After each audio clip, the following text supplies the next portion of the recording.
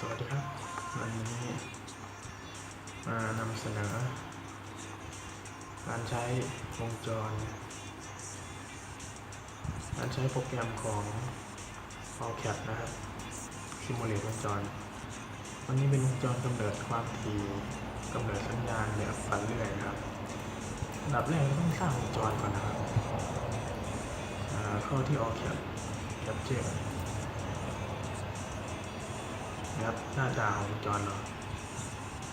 มีแหล่งจ่าย Vout 1 ตัวมี R 1 ตัวแรงดันอยู่ที่15โวลต์นะครับค่า TD อยู่ที่0นาโนเซกค่า TR อยู่ที่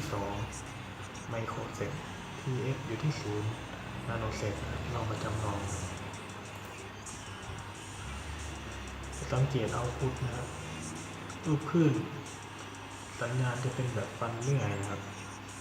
ตามรูปนะครับประมาณนี้ครับ